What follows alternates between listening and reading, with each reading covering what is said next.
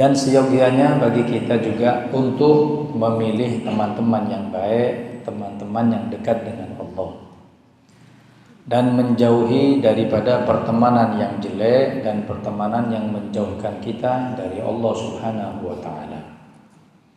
Dalam sebuah hadis Nabi mengatakan, la tashab illa mu'minan, jangan berteman kecuali orang yang mukmin, imannya hakiki. Wala yakul ta'amaka illa taqi, dan jangan makan makananmu kecuali orang-orang yang bertakwa kepada Allah. Kita tahu bagaimana besarnya pengaruh seorang teman. Sampai dalam sebuah hadis Nabi mengatakan, al-mar'u ala dini khalilihi. Seseorang itu tergantung dari agama temannya. Nabi sampai mengatakan agama teman ini dalam tafsiran hadisnya adalah ghayah. Ghayah itu mentok, ujung-ujungnya yang berubah dari seorang atas pengaruh temannya itu bukan cuma perilaku hadirin, bukan cuma watak, bukan cuma gaya berpakaian, tapi bisa menjadi perubahan itu sampai ke dalam agama.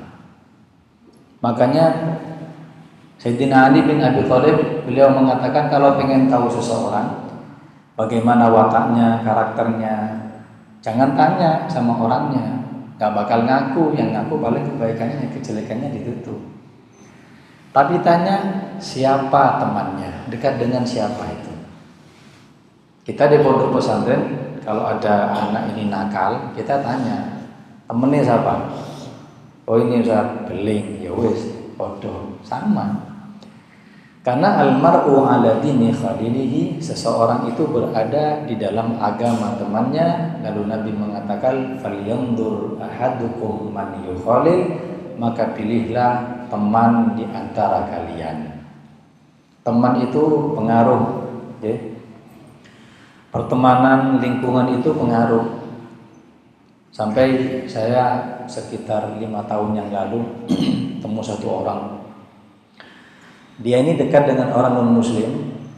Yang teman saya ini cerita, punya teman gitu loh, yang ceritanya ada satu orang ahli Quran, hafal Quran, punya teman non-muslim. Tapi karena non-muslim ini dekat dengan yang ahli Quran ini, maka diajak setiap hari untuk meluk agama Islam. Dia ceritakan itu Islam itu rahmatan lil alamin, Islam itu baik, Islam itu begini, ajarannya begini. Subhanallah, setelah 1 tahun yang non-muslim masuk Islam. Berkat orang yang hafal Quran tadi itu ngajak setiap hari. Setelah masuk Islam yang non-muslim itu, saya dengar kabar setahun berikutnya yang hafal Quran justru murtad. Bayangkan, sing Islam itu justru setahun berikutnya murtad. Saya tanya, kok bisa?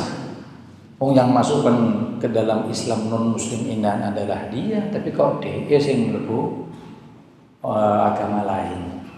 Katanya, karena yang non-muslim setelah masuk Islam bergaul dengan orang yang baik, dan yang hafal Quran setelah memasukkan ke dalam Islam bergaul dengan koncone non-muslim. Akhirnya katut, subhanallah. Makanya betul kata Nabi, almar'u ala dini khalilihi, seseorang tergantung dari agama temannya. Yang berubah dari seseorang itu bukan cuma watak, karakter, budi pekerti, akhlak, tapi bahkan bisa merubah agama seseorang. Na'udzubillahi min dzalik. Wa anna man lam yajid mu'minan taqiyan birran salihan yashabuhu wa yu'ashiruhu fal uzla wal infirad khairun lahu. Kata beliau, andai di dalam masyarakat ini, kehidupan kita enggak punya teman yang mukmin, baik, soleh, takut kepada Allah, yang dia bisa bergaul setiap hari dengannya, maka kata beliau, fal uzlah wal infiradu khairun lahu, maka afdal dia menyendiri. Afdalnya menyendiri, gak keluar-keluar sudah. Kenapa? Fitnah di luar. nggak ada yang bisa ngajak ke dalam kebaikan. Tapi selama itu ada teman ahli pengajian, kalau kita salah itu ditegur, itu teman yang baik hadirin. Ya, teman yang baik itu adalah teman yang mengingatkan kita ketika kita salah.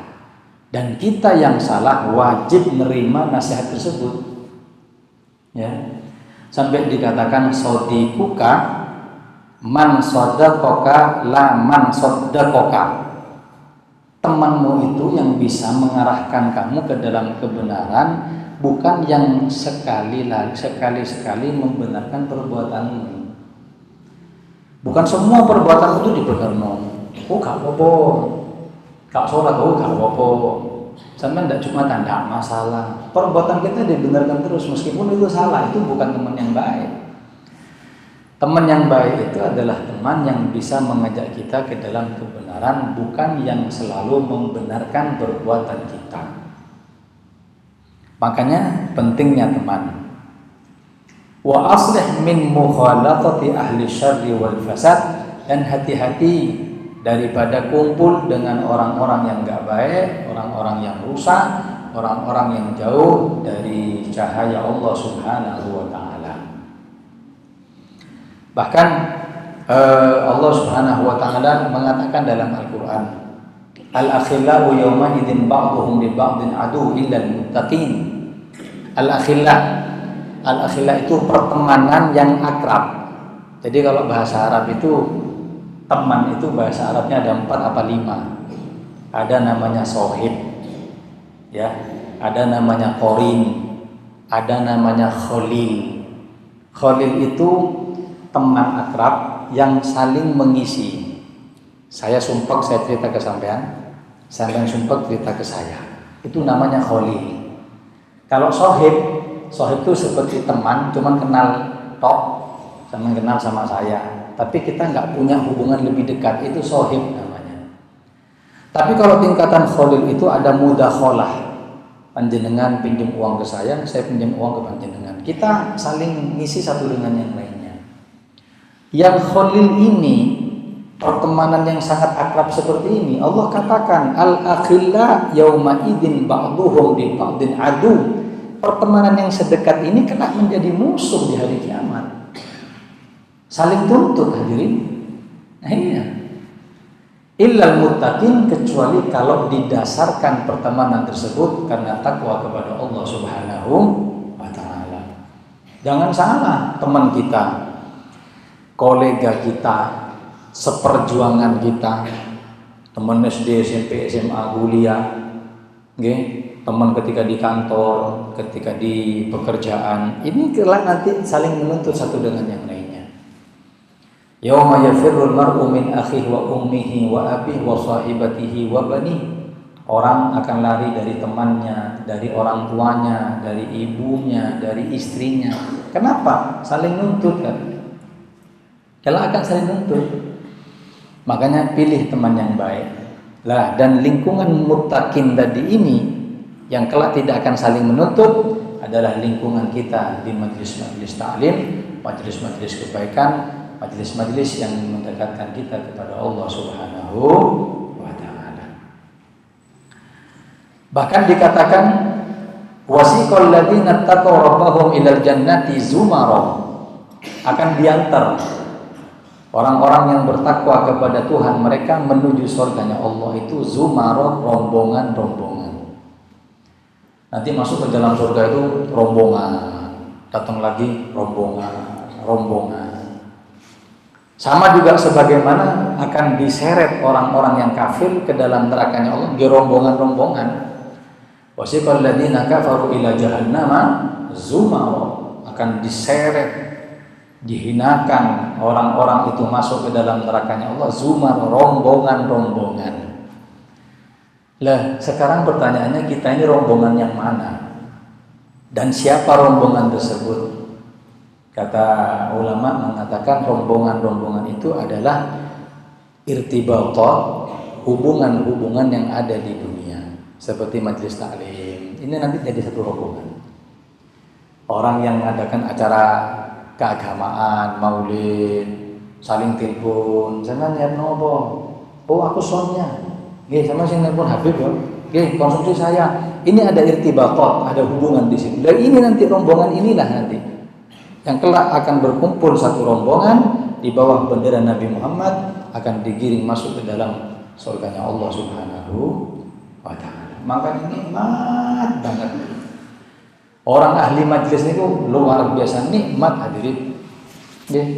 Dengan kalau pengen tahu nikmatnya orang hadir majlis ini, ingat ketika dulu Covid pengajian ditutup, kangen kita nih. Kangen kita. Tahlilan udah boleh. Maulidan apalagi. Orang hajatan disuruh tutup kalau udah didenda. Sajane kangen, jiwa ini kangen dengan majelis-majelis ilmu yang ada seperti ini. Makanya nikmat, belum lagi pahala yang Allah siapkan bagi orang yang ahli pengajian seperti ini adalah minimal akan mendapatkan yaitu anugerah meninggal insyaallah husnul khatimah. Amin ya rabbal alamin. Hadirin hadirat yang dimuliakan oleh Allah, fa inna khalqatal mufsidina 'azimun dararuha kathirun syarruha wa fiha afatun kathirah wa baliyatun hailah ajilatun wa ajilah. Kata beliau, sesungguhnya kumpul dengan orang-orang yang rusak itu bahayanya besar, kejelekannya merata, banyak bahaya-bahaya dan musibah-musibah baik yang akan datang maupun sekarang.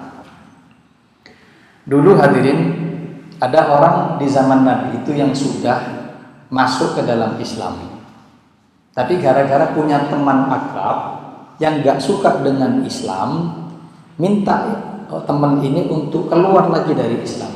Dia mau. Setelah itu datang ancaman dari Allah kepada orang tadi ini hingga hari kiamat. Jadi ada satu orang mengadakan acara makan. Di saat itu Rasulullah SAW juga diundang.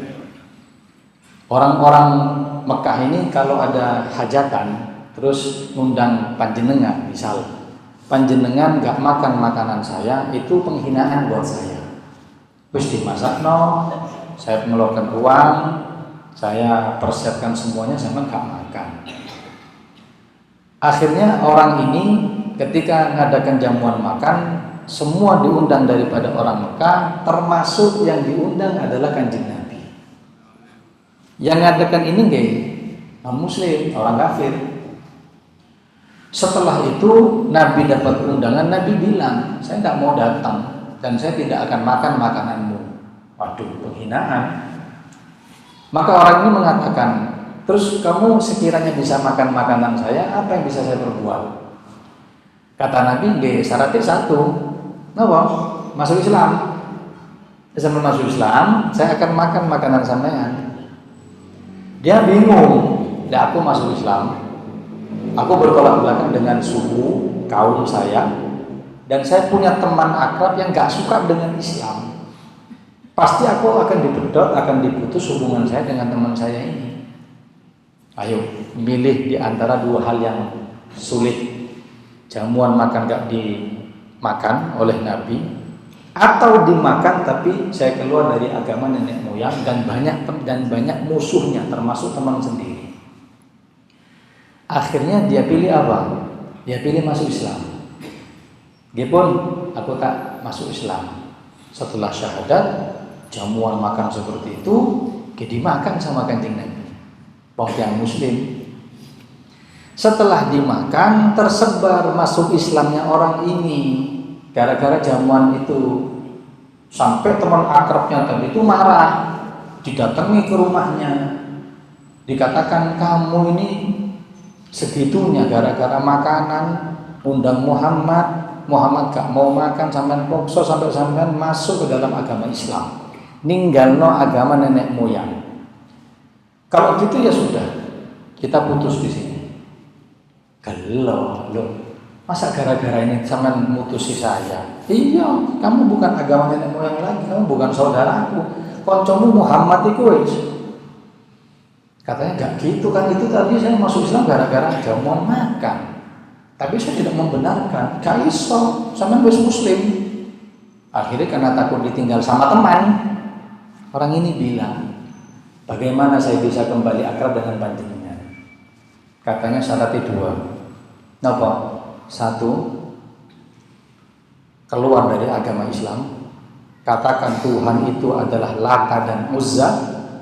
Kedua, ludahi Muhammad. Aduh. Ya sama iso ngelakoni loro ini, ayo berteman dengan saya lagi. Kalau enggak usah.